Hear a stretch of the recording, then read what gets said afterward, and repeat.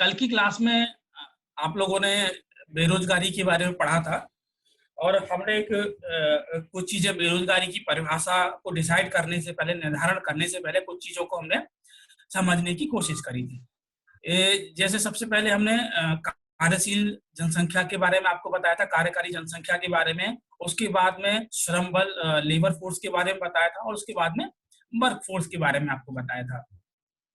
और उसी के आधार पर हमने एक जो है बेरोजगारी की परिभाषा डिसाइड करी थी। तो मोटा मोटा ये था कि ऐसा आयु वर्ग जो 15 से 64 वर्ष की आयु वर्ग का है, जो स्वस्थ है और जिसके अंदर योग्यता और क्षमता है और वो काम रोजगार पाने का या काम करने का वो इच्छुक है, लेकिन उसको उसकी जो है उसको न्यूनतम दरों पर या ये कहें कि जो प्रचलित मजदूरी दर है उस पर अगर अगर उसको काम नहीं मिलता है, उसको रोजगार नहीं मिलता है, तो वो बेरोजगार की श्रेणी में आता है। फिर हम लोगों ने बेरोजगारी के जो प्रकार थे, क्योंकि आपके सिलेबस में बेरोजगारी के प्रकारों पर विचार किया था, जिसमें हमने देखा था कि बेरोजगारी के प्रकार, जैसे सबसे पहले हमने प्रकार आपको बताया था, ऐच्छिक बेरोजगारी के बारे में बताया था। ऐच्छिक बेरोजगारी या स्वैच्छिक बेरोजगारी, अगर कोई व्यक्ति अपनी इच्छा से रोजगार करना ही ना चाहता हो या ये कहे कि उसके पास अन्य स्रोतों और अन्य जो आर्थिक जो संसाधन है उसके पास, उनसे उसको पर्याप्त आय हो रही हो और वो जो है कोई रोजगार करना ही ना चाहे, इस तरीके से हम ये कह सकते हैं वो स्वैच्छिक बेरोजगार की श्रेणी में आया। साथ में आपको ये भी बताया था कि ये जो स्वैच्छिक बेरोजगार है वो सरकार के लिए एक समस्या के तौर पर या आर्थिक क्षेत्र में एक समस्या उत्पन्न नहीं करता है। उसके बाद में हमने अनैच्छिक या खुली हुई बेरोजगार जो है अनैच्छिक या खुली हुई बेरोजगारी के बारे में आपको बताया था कि व्यक्ति अपनी योग्यता और क्षमता के अनुसार जो है काम करने का इच्छुक है, लेकिन जो वर्तमान में जो प्रचलित मजदूरी दर है या जो न्यूनतम मजदूरी दर है उस पर उसको अगर काम नहीं मिलता है तो वो बेरोजगारी की श्रेणी में आएगा। और साथ में ही आपको अन्य प्रकार भी हमने बताए थे, जैसे चक्रीय बेरोजगारी के बारे में हमने डिस्कस किया था, प्रच्छन्न बेरोजगारी के बारे में जिसको हम अदृश्य बेरोजगारी भी बोलते हैं उसके बारे में हमने चर्चा करी, मौसमी बेरोजगारी थी और अगर बात करें तो घर्षणात्मक बेरोजगारी थी। तो इन तरफ से हमने 5-6 बेरोजगारियों पर हम लोगों ने चर्चा करी थी। साथ में बेरोजगारी से क्या समस्याएं उत्पन्न होती हैं उन पर भी हमने चर्चा करी थी और बेरोजगारी को का समाधान क्या है, सबसे बड़ी बात ये थी, हमने इस पर भी हमने चर्चा करी थी। फिर आखिर में हमने चर्चा करी थी कि बेरोजगारी के लिए सरकार द्वारा वर्तमान में क्या क्या योजनाएं चलाई गई हैं। तो यहाँ पे हमने 2 चीजों पर डिस्कस किया था। पहली तो जो सरकार ने योजनाएं चलाई हैं और दूसरा सरकार ने जो योजनाएं चलाई हैं उसके साथ ही सरकार ने जो हमारे बेरोजगार है और जो योग्य हैं और जिनके पास क्षमता है, तो उनको जो वर्तमान में जो तकनीकी में परिवर्तन हो रहे हैं या उनको स्वरोजगार दिलाने के लिए सरकार ने स्किल डेवलपमेंट प्रोग्राम शुरू किए हैं। तो सरकार ने बेरोजगारी को दूर करने के लिए दोहरी एक जो है रणनीति अपनाई है। पहली, सरकार द्वारा खुद जो है सरकारी योजना चलाई जा रही है और दूसरी, जो लोग योग्य हैं और क्षमतावान है और कार्य करने के इच्छुक है उनको स्वरोजगार में कैसे उनको नियोजित किया जाए, कैसे उनको स्वरोजगार के लिए प्रेरित किया जाए, या वर्तमान में जो हमारी औद्योगिक क्षेत्र में जो तकनीकी परिवर्तन हो रहे हैं उनके अनुसार उनको जो बेरोजगार है उनको कैसे तैयार किया जाए। अगर हम छोटे स्तर पर बात करें तो हमारे जो आईटीआई होते हैं, पॉलिटेक्निक जो संस्थान होते हैं, वो जो है ज्यादातर यही काम करते हैं। आईटीआई, आपने नाम सुना होगा आईटीआई, उनका काम ज्यादातर ऐसी जो है युवाओं तैयार करना है जो औद्योगिक क्षेत्र में जो निम्न श्रेणी के एक तरीके से जो रोजगार की आपूर्ति होती है उसको वो सुनिश्चित कर सकें। अब हम बात करते हैं तीसरी जो आर्थिक क्षेत्र की जो तीसरी सबसे बड़ी समस्या है, जनसंख्या की समस्या। तो जनसंख्या में आपके जो सिलेबस में काफी सारी चीजें दे रखी हैं, तो लेकिन ज्यादा इसमें समझने के लिए कुछ ही चीजें हैं, लेकिन बेसिक चीजें ज्यादा नहीं है। तो सबसे पहले मैं आपको कुछ चीजें बता देता हूँ क्या क्या आपके सिलेबस में है। सबसे पहले तो हम लोग ये जानने का कोशिश करेंगे कि जनसंख्या क्या है। दूसरा, हम जानेंगे कि जनसंख्या वृद्धि क्या है। तीसरा, जनसंख्या घनत्व क्या है। और जनसंख्या पर माल्थस एक जो हुए हैं विचारक, उनका क्या सिद्धांत था। जन्म दर, मृत्यु दर, लिंगानुपात, साक्षरता दर और जनसांख्यिकी प्रवृत्ति और साथ में राष्ट्रीय जनसंख्या नीति। तो एक तरीके से 10 से 12 बिंदु हैं जिन पर हम लोगों को डिस्कस करना है। तो जनसंख्या के बारे में आप लोगों ने पढ़ा होगा या आप लोगों को पता ही होगा कि भारत सरकार जो है हर साल या हर 10 वर्ष में एक बार जनगणना कराती है। तो ये सारी चीजें जो निकल के आती हैं, जनसंख्या क्या है, जनसंख्या वृद्धि क्या है, मृत्यु दर, जन्म दर है, जनसंख्या के आंकड़े जितने भी होते हैं, वो जनगणना के माध्यम से ही सरकार प्रति 10 साल में सरकार कलेक्ट करती है और उसके माध्यम से ही सरकार अपनी जो आर्थिक गतिविधियां हैं, सामाजिक गतिविधियां हैं, उनका संचालन करती है। तो अगर हम जनगणना की हम लोग बात करें तो भारत में अगर हम विश्व के परिप्रेक्ष्य में बात करें तो सबसे पहले मिस्र में जो है जनगणना कराई गई थी।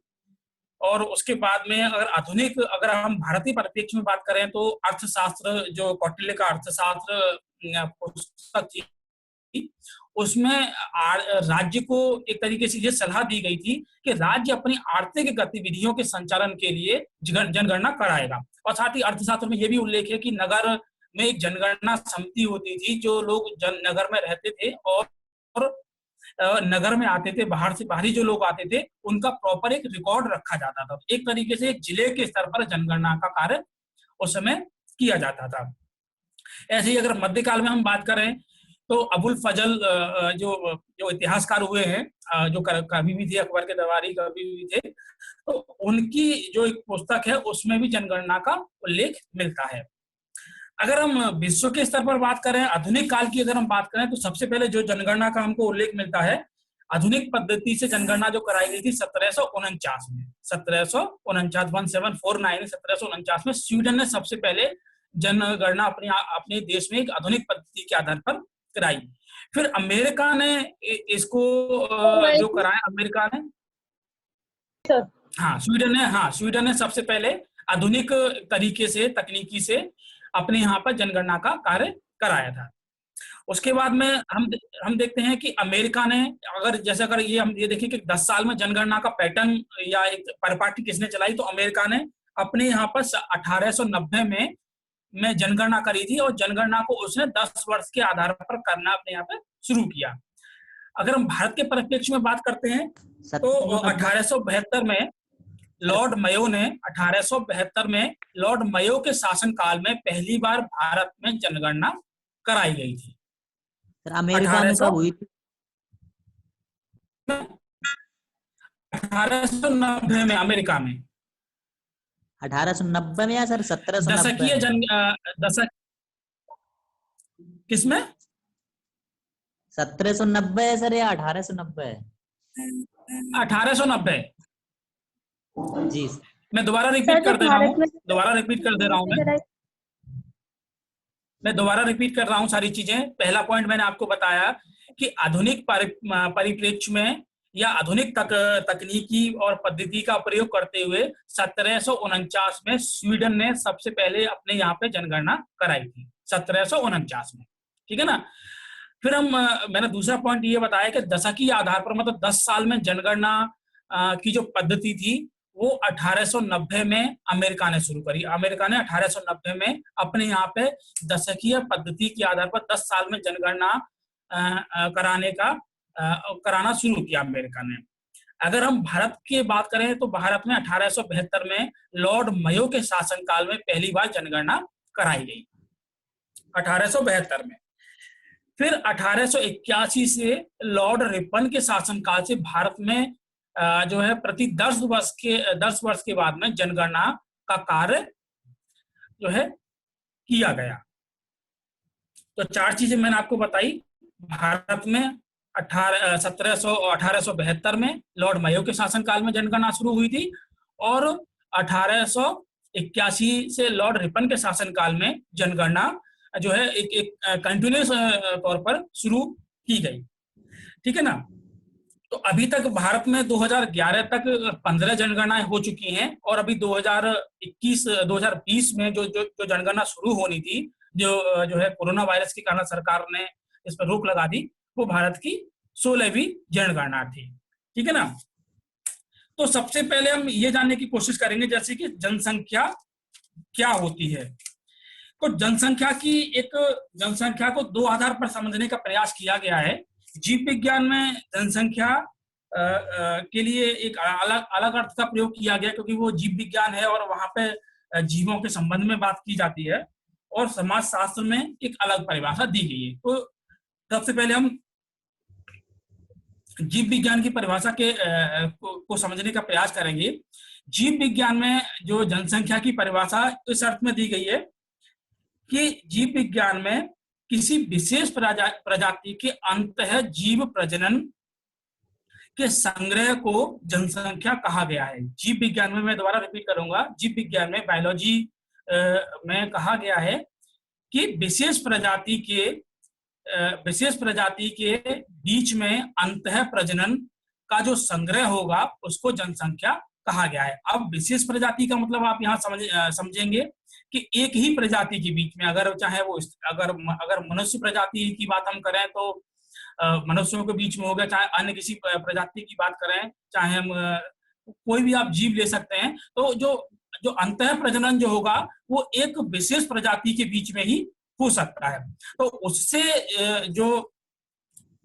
उसका जो संग्रह होगा उसको जनसंख्या कहा गया है। यहाँ तक आपको समझ में आ गया होगा। अगर अब हम बात करते हैं समाजशास्त्र को, सोशियोलॉजी के स्तर पर हम बात। हेलो सर, आवाज आ रही है मेरी? आ रही है। सर आपने जो अभी पॉइंट बताया था जीव विज्ञान में, सर जो संग्रह वाला पॉइंट था सर, आप उसे एक बार फिर से रिपीट कर दीजिए। हाँ, जीव विज्ञान में जो विशेष प्रजाति के बीच में अंतः प्रजनन के संग्रह को जनसंख्या कहा गया है। एक वर्ड, दो वर्ड के, 2 या 3 वर्ड में खत्म हो जाती है ये चीज। मतलब अंतः प्रजनन, उनके बीच में अगर विशेष प्रजाति है, चाहे हम मनुष्य की बात करें या गाय की बात करें, भैंस की बात करें या कुत्तों की बात करें, तो उनके बीच में जो अंतः प्रजनन हो रहा है, विशेष प्रजाति के बीच में जो अंतः प्रजनन हो रहा है, उसके संग्रह को जनसंख्या कहा गया है। और अगर हम सोशियोलॉजी के स्तर पर आते हैं तो वहां पर मनुष्यों के संग्रह को जनसंख्या कहा गया है। ठीक है ना, यहां तक आपको समझ में आ गया होगा। अगर सोशियोलॉजी के टर्म में हम जाएं तो मनुष्यों के संग्रह को जनसंख्या कहा गया है। अब हम बात करते हैं, जनसंख्या को आपने समझ लिया, नेक्स्ट टॉपिक हम समझेंगे जनसंख्या वृद्धि क्या होती है। तो जनसंख्या वृद्धि को हम ऐसे समझ सकते हैं, किसी विशेष क्षेत्र में, हम एक एग्जांपल से मैं आपको समझाने का प्रयास करूंगा कि अगर हम मथुरा का जो है एक उदाहरण ले, तो मथुरा अपने आप में एक विशेष क्षेत्र है और उसकी अपनी एक टेरिटरी है, मतलब मथुरा की एक सीमा है, और मथुरा की अपनी एक सीमा है। और साथ ही अगर ये कहें कि एक वर्ष के अंदर या एक निश्चित वर्ष अवधि हम मान लें, जैसे हमारे यहाँ पे जनगणना का काल जो है 10 वर्ष, प्रति 10 वर्ष पर जो जनगणना होती है, उसमें जो इस अवधि के दौरान जो एक निश्चित अवधि है, जो 10 साल भी हो सकती है या 1 साल भी, जो भी हमारी सरकार जो निर्धारित करे, उसमें जनसंख्या में होने वाली वृद्धि को जनसंख्या परिवर्तन या जनसंख्या वृद्धि कहते हैं। दोबारा इसको समझिएगा, एक निश्चित क्षेत्र में एक निश्चित अवधि में, या ये कहें एक विशेष क्षेत्र में एक निश्चित अवधि में जनसंख्या में होने वाला जो परिवर्तन है उसको जनसंख्या वृद्धि या जनसंख्या परिवर्तन कहा जाता है। जैसे अगर मथुरा की हम बात करें, मथुरा का अपना एक निश्चित क्षेत्र है और एक निश्चित अवधि 10 साल की अवधि में मथुरा की जनसंख्या में जो परिवर्तन होगा उसको जनसंख्या वृद्धि समझा जाएगा, या उसको जनसंख्या वृद्धि हम लोग कहेंगे। ठीक है ना। फिर नेक्स्ट टॉपिक हम बात करते हैं जनसंख्या घनत्व की, क्योंकि आपके टॉपिक में जनसंख्या घनत्व भी है, तो जनसंख्या घनत्व को हम लोग समझने का प्रयास करेंगे। जैसे कि मैंने जनसंख्या वृद्धि के बारे में बताया, तो जनसंख्या वृद्धि जो एक निश्चित क्षेत्र में और एक विशेष वर्ष में जो जनसंख्या में हुई वृद्धि है, ऐसे ही जनसंख्या घनत्व एक निश्चित क्षेत्रफल में जो जनसंख्या में होने वाली वृद्धि है, जनसंख्या जो वृद्धि है एक निश्चित क्षेत्र में होने वाली वृद्धि है। और एक निश्चित क्षेत्र को हम जो है एक तरीके से इसको हम लोग कह सकते हैं MLR, मतलब मेन लैंड रेशियो, MLR हम उसको कह सकते हैं, व्यक्ति और लैंड जो भूमि है, व्यक्ति और भूमि के बीच में जो रेशियो होगा उसको हम लोग जो है जनसंख्या घनत्व कहेंगे। तो ये जनसंख्या घनत्व को हम लोग जो है प्रति वर्ग किलोमीटर में कितने लोग जो है। सर रिपीट कर दीजिए जनसंख्या घनत्व को।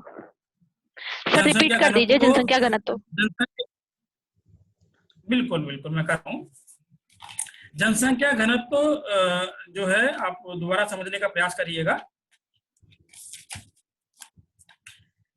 प्रति वर्ग किलोमीटर के अगर हम मथुरा की बात करें और मथुरा में हम कोई भी एक क्षेत्र ले सकते हैं जिसका क्षेत्रफल जो है एक वर्ग किलोमीटर है। एक वर्ग किलोमीटर में जो लोग रहेंगे और उनका जो है क्षेत्रफल से जो अनुपात होगा उसको जनसंख्या घनत्व कहते हैं। हम इसको व्यक्ति क्षेत्रफल अनुपात भी कह सकते हैं। एम मतलब मैन और एल मतलब लैंड और रेशियो, MLR रेशियो भी इसको हम बोलते हैं। व्यक्तियों का जो एक वर्ग किलोमीटर जो क्षेत्रफल है उससे जो अनुपात होगा उसको जनसंख्या घनत्व कहते हैं। इसको समझ लीजिए। इसको जनसंख्या घनत्व बराबर स्थान विशेष की कुल जनसंख्या और स्थान विशेष का कुल क्षेत्रफल। मैं दोबारा रिपीट कर रहा हूं इसको। जनसंख्या घनत्व स्थान विशेष की कुल जनसंख्या बटे स्थान विशेष का कुल क्षेत्रफल, ठीक है ना। लेकिन इसको हम लोग एक वर्ग किलोमीटर के अंदर जो जनसंख्या पाई जाती है उसके आधार पर हम लोग इसको निर्धारित करते हैं। अब नेक्स्ट टॉपिक है आपके यहाँ पर माल्थस का जनसंख्या सिद्धांत। तो माल्थस के जनसंख्या जो सिद्धांत है ये जब से जनसंख्या एक तरीके से जनगणना, हम ये कह सकते हैं जनगणना शुरू हुई है, तो तभी से जो है एक तरीके से जो विद्वान है उनके बीच में जनसंख्या और संसाधनों को जो संसाधन है उनमें आपस में संबंध स्थापित करने को लेकर जो है विचार विमर्श चलता रहा है।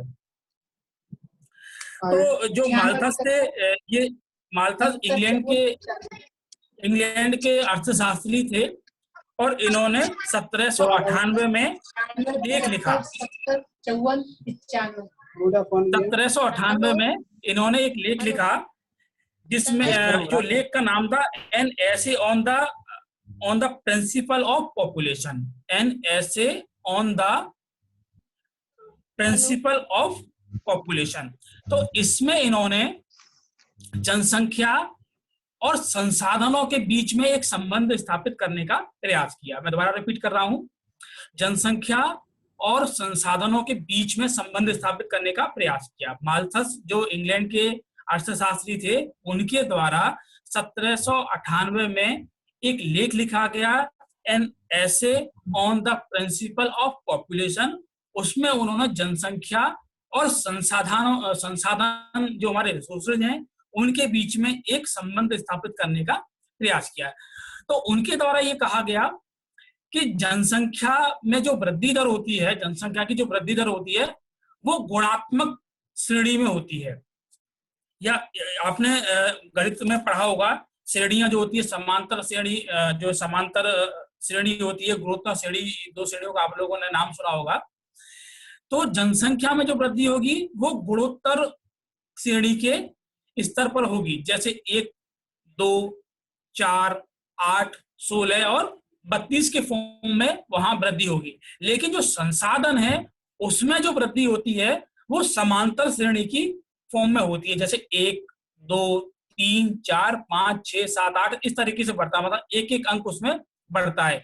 जबकि गुणोत्तर माध्य में वो मल्टीपल फॉर्म में बढ़ता है। तो माल्थस का कहना यह था कि जनसंख्या और जो संसाधन है उनमें जो होता है संबंध जो होता है, जनसंख्या बढ़ती है गुणोत्तर श्रेणी में और जो हमारे जो संसाधन है वो बढ़ते हैं जो है समांतर श्रेणी में। साथ ही उन्होंने ये भी बताया कि अगर जो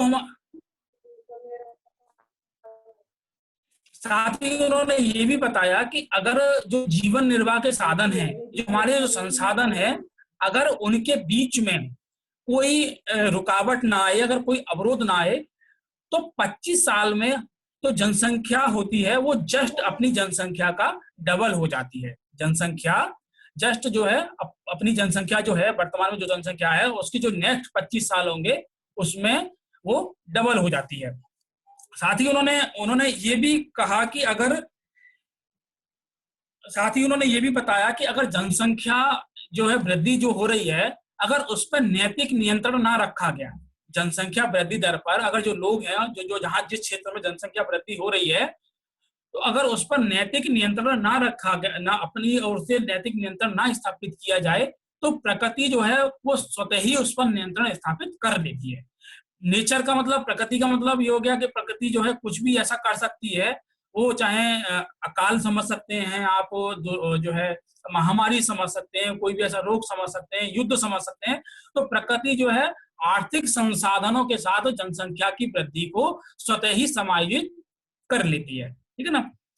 तो 3 चीज मैंने आपको बताई इसके अंदर अंतर्गत कि जो है माल्थस इंग्लैंड के जो है अर्थशास्त्री थे, 1798 में उन्होंने अपनी एक पुस्तक, अपना एक लेख लिखा, an essay on the principle of population में जो है उन्होंने जनसंख्या वृद्धि दर और जो आर्थिक संसाधन है उनके बीच में एक संबंध बताया, और बताया ये कि जनसंख्या की जो वृद्धि होती है माध्यम में जैसे 1, 2, 4, 8, 16, 32 के क्रम में होती है, जबकि संसाधनों में वृद्धि दर जो होती है वो होती है 1, 2, 3, 4, 5, 6, 7, 8 इस क्रम में होती है। दूसरा उन्होंने बताया कि अगर जो प्रत्येक जो है जो हमारे संसाधन है, जो रिसोर्सेज हैं, अगर उनके अंदर उनमें अगर कोई अवरोध उत्पन्न ना हो तो जनसंख्या जो होती है वो 25 साल में दुगनी हो जाती है। फिर तीसरा पॉइंट उन्होंने ये बताया कि अगर खाद्यान्न अगर जो है स्वयं के नियंत्रण द्वारा, अगर नैतिक नियंत्रण द्वारा जो जनसंख्या वृद्धि पर रोक ना लगाई गई, तो प्रकृति जो है स्वयं ही आर्थिक जो संसाधन है उनके साथ समन्वय और या उनके साथ तालमेल स्थापित कर लेती है। वो कैसे करती है प्रकृति में अगर हम ये कह सकते, उन्होंने ये बताया कि प्रकृति में अकाल भी आ सकता है, महामारी भी आ सकती है और युद्ध भी हो सकता है। अगर इसको हम भारत के परिप्रेक्ष्य में देखें तो भारत जो है 1901 से लेकर 1921 तक तो भारत में जो जनसंख्या में जो वृद्धि हुई है वो इसी क्रम में हुई है, क्योंकि 1901 से 1921 तक बीच में भारत में अकाल भी पड़े हैं और कुछ महामारियां भी भारत में रही हैं, जिससे जो प्राकृतिक संसाधन है और जनसंख्या अपने आप में समायोजित हो गई। तो हम लोगों ने अभी देखा जनसंख्या जो है माल्थस का जनसंख्या सिद्धांत, ये आप इसको समझ गए होंगे। साथ ही हम दोबारा एक टॉपिक पर हम दोबारा जो है वापस आना चाहूंगा मैं एक टॉपिक पे, जनसंख्या वृद्धि पर। जनसंख्या वृद्धि में आपको मैंने बताया कि किसी क्षेत्र में एक निश्चित अवधि में या एक निश्चित समय अवधि में लोगों की जो जनसंख्या में जो परिवर्तन हो रहा है उसको जनसंख्या वृद्धि दर के तौर पर हम लोग समझते हैं। तो अगर हम इसको भारत के परिप्रेक्ष्य में देखें, इसको हम भारत के परिप्रेक्ष्य में समझने का प्रयास करेंगे, तो इस समय भारत में जो जनसंख्या वृद्धि दर है, या ये कहें भारत में जनसंख्या वृद्धि दर जो है 4 चरणों में हम लोग इसको डिवाइड करते हैं कि भारत में जनसंख्या वृद्धि दर जो है किस तरीके से जो है वो रही है। तो अगर हम बात करें, जैसा कि दिया गया है, हमने अपने जो जनसंख्या वृद्धि दर को, अभी तक की जनसंख्या वृद्धि दर को, उसको 4 चरणों में विभाजित किया। सबसे पहले 1901 से लेकर 1921 तक, और 1921 से लेकर जब हम जो स्वतंत्र हुए 1950 तक, और 1950 से 1981 और 1981 से वर्तमान समय।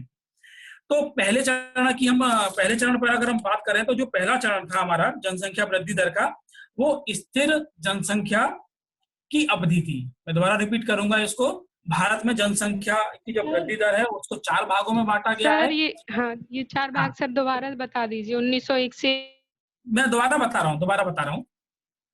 पहला नोट करिए आप, जनसंख्या, स्थिर जनसंख्या की अवधि, स्थिर जनसंख्या की अवधि। तो स्थिर जनसंख्या की अवधि जो रहती है वो 1901 से 1921 तक रहती है। 1901 से 1921। तो जो पहली हमारा जो पहला जो जनसंख्या वृद्धि का जो पहला चरण है, जिसमें जो स्थिर जनसंख्या की अवधि है, स्थिर जनसंख्या का मतलब ये हो गया कि मैंने जैसे अभी आपको बताया 1901 से और 1921 तक भारत में अकाल भी रहे हैं, महामारी भी रही है, और उस समय जो है जनसंख्या वृद्धि दर और जनसंख्या की जो मृत्यु दर है वो काफी उच्च रही है। भारत में जनसंख्या की वृद्धि दर भी काफी थी, उच्च थी, और जनसंख्या की मृत्यु दर भी काफी थी। और मृत्यु दर का कारण ये था कि जो मैंने आपको बताया, अकाल भी थी, महामारी भी थी, साथ में खाद्यान्न संकट भी था, क्योंकि उस समय हम लोग एक तरीके से ब्रिटेन के पराधीन, तो भारत में खाद्यान्न संकट की भी स्थिति थी, चिकित्सा सुविधाएं भी नहीं थी, तो उस समय मृत्यु दर काफी थी। तो जो जन्म दर जो थी और मृत्यु दर, उनमें आपस में एक समायोजन स्थापित हो गया। और समायोजन एक तरीके से हम ये भी कह सकते हैं, जैसे माल्थस का जो सिद्धांत है वो आंशिक तौर पर भारत में भी लागू होता है प्रथम चरण में। उन्होंने कहा कि अगर जो जनसंख्या वृद्धि दर और संसाधनों के बीच में समन्वय नहीं होता तो प्रकृति अपने स्तर से समन्वय स्थापित उनके बीच में करने का प्रयास करती है। तो ये जो माल्थस का जो सिद्धांत है, वैसे वर्तमान परिप्रेक्ष्य में देखा जाए तो लागू नहीं होता है, लेकिन अगर 1901 से 1921 की अवधि में भारत के परिप्रेक्ष्य में आंशिक तौर पर ये लागू होता है। यहाँ एक चीज आप नोट कर लीजिए, इस दौरान जो भारत की जो जनसंख्या है वो धीमी गति से वृद्धि हुई। भारत की जनसंख्या में 1901 से 1921 तक धीमी गति से वृद्धि हुई। और अगर 1901 से और जो है 2020 तक का जनसंख्या का अपना वृद्धि का इतिहास देखें तो 1921 का जो दशक था वो भारत की जो जनसंख्या थी उसमें महान विभाजक वर्ष के रूप में उसको कहा जाता है। भारत के जो जनसंख्या का इतिहास है उसमें 1921 का वर्ष महान विभाजक वर्ष था, क्योंकि 1911 से और 1921 के बीच में क्योंकि अकाल, महामारी और जो है एक तरीके से जो है फूड क्राइसिस, खाद्यान्न क्राइसिस रहा है, इसके कारण भारत की जो जनसंख्या थी उसमें नकारात्मक वृद्धि दर देखी गई। मतलब जन्म दर कम थी और मृत्यु दर ज्यादा थी। तो 1921 के वर्ष को भारत की जनसंख्या के इतिहास में महान विभाजक वर्ष के रूप में जाना जाता है। ये क्वेश्चन बार बार कॉम्पिटिटिव एग्जाम में पूछा जाता है, तो इसको आप ध्यान रखिएगा। तो 1901 से 1921 तक भारत की जो जनसंख्या है वो धीमी गति से बढ़ती है।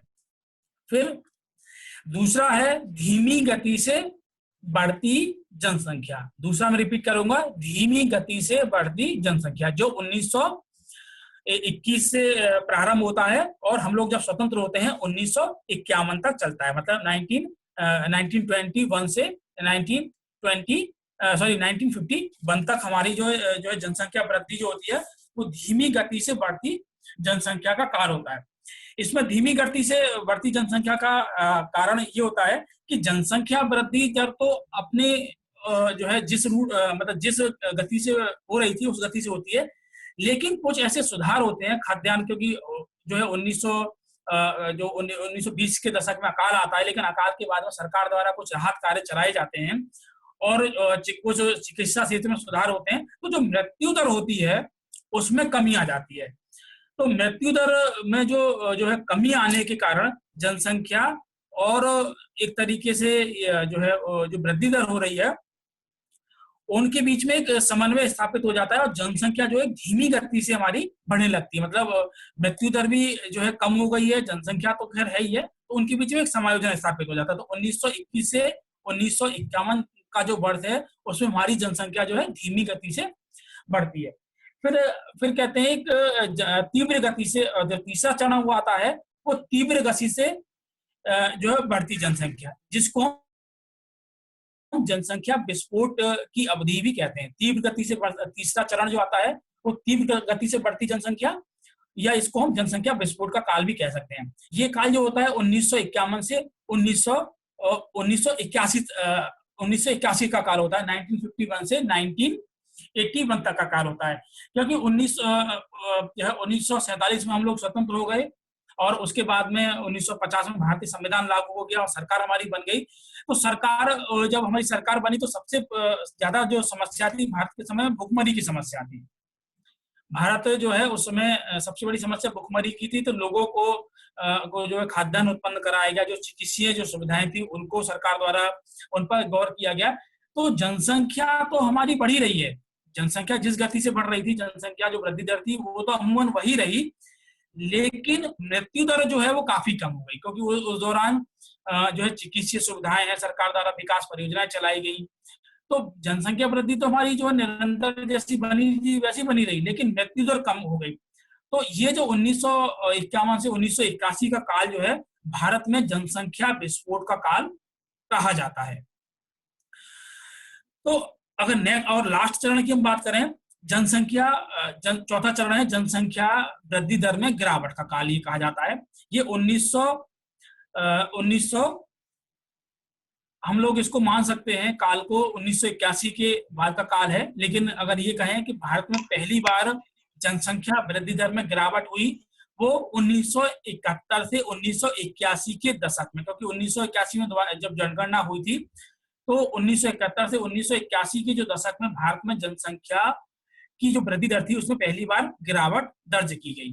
तो जो स्वतंत्रता के बाद जो है हम एक बात करें तो भारत में इस समय जो काल चल रहा है वो जनसंख्या वृद्धि दर में निरंतर गिरावट का काल चल रहा है। तो भारत में जनसंख्या वृद्धि दर को हमने समझा कि 4 कालों में विभाजित किया गया।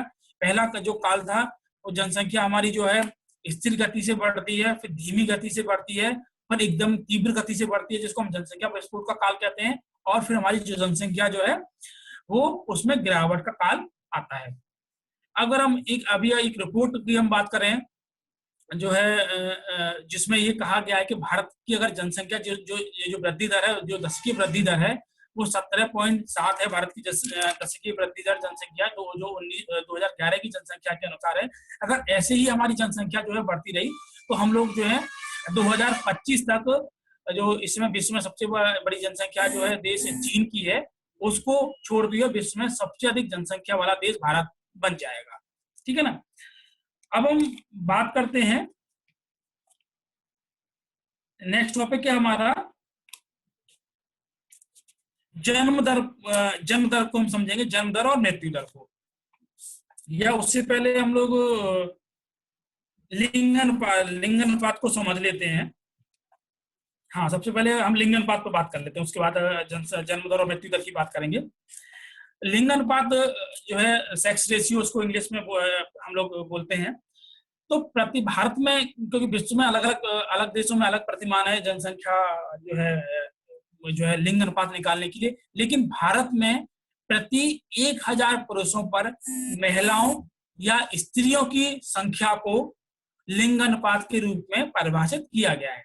भारत में प्रति 1000 की जनसंख्या पर, प्रति 1000 पुरुषों की जनसंख्या पर महिलाओं की जनसंख्या होगी, उसको लिंग अनुपात कहते हैं। तो उसको हम कह सकते हैं लिंग अनुपात बराबर कुल स्त्रियों की संख्या बटे कुल पुरुषों की संख्या गुणा 100।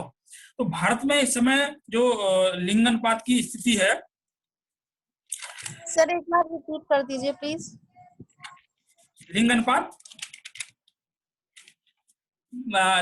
आप हाँ नोट करिए।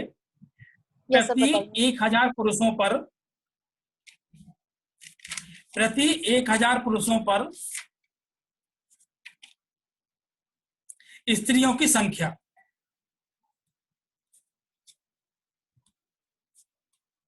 प्रति 1000 पुरुषों पर स्त्रियों की जो संख्या होती है उसका अनुपात लिंग अनुपात होता है। तो लिंग अनुपात बराबर कुल स्त्रियों की संख्या, लिंग अनुपात बराबर कुल स्त्रियों की संख्या बटे कुल पुरुषों की संख्या गुणा 100। और भारत में अभी 2011 की जनसंख्या के अनुसार जो लिंग अनुपात है वो 943 है। मतलब भारत में 1000 पुरुषों पर 943 महिला है। भारत में 2011 की जनगणना के अनुसार लिंग अनुपात 943 है। इसका अर्थ ये हुआ कि भारत में 1000 पुरुषों पर जो महिलाओं की संख्या है वो 943 है।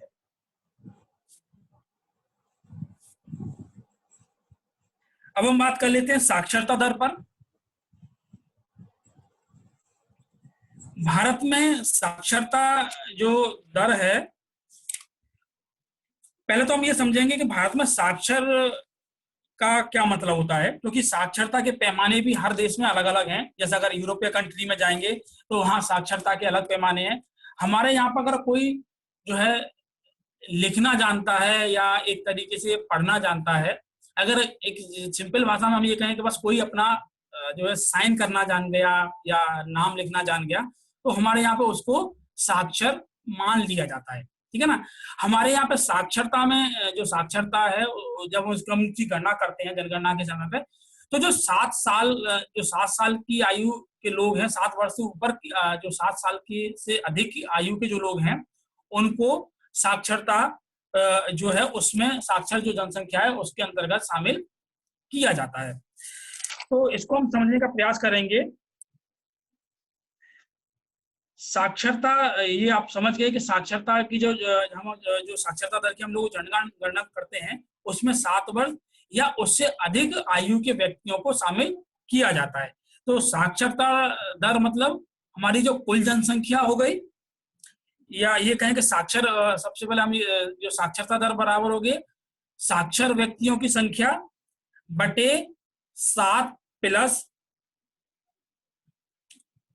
जो है आयु वाली जनसंख्या। मतलब हमारी जो साक्षर जनसंख्या है उसमें अगर हम 7 वर्ष से अधिक जो आयु है उसकी जनसंख्या से भाग दे दें और उसमें 100 का गुणा कर दे तो हमारी साक्षरता दर ज्ञात हो जाती है। भारत में इस समय जो साक्षरता दर है, रिपीट कर दूं इसको, हाँ नोट करिए आप इसको। भारत में साक्षरता जो दर है, साक्षर व्यक्तियों की संख्या बटे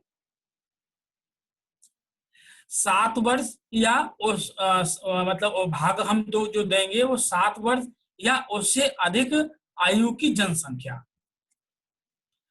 अगर साक्षर जनसंख्या जो है भारत में, भारत की, उसमें 7 वर्ष या उससे अधिक आयु की जनसंख्या गुणा 100 प्रतिशत के रूप में हमारा एक रेशियो निकल आएगा। 2011 की जनसंख्या के अनुसार भारत में जो साक्षरता दर जो है वो 73% है। साक्षरता दर जो है 73% है।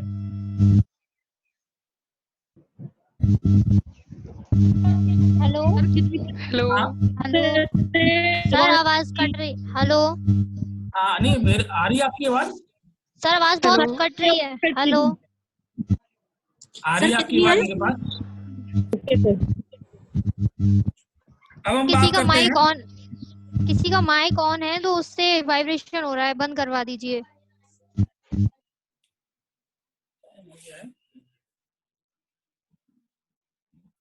अब नेक्स्ट क्लास हम लोग करेंगे जिसमें कुछ चीजें जैसे छूटी हुई हैं, जन्म दर, मृत्यु दर और जनसांख्यिकी प्रवृत्ति और राष्ट्रीय जनसंख्या नीति।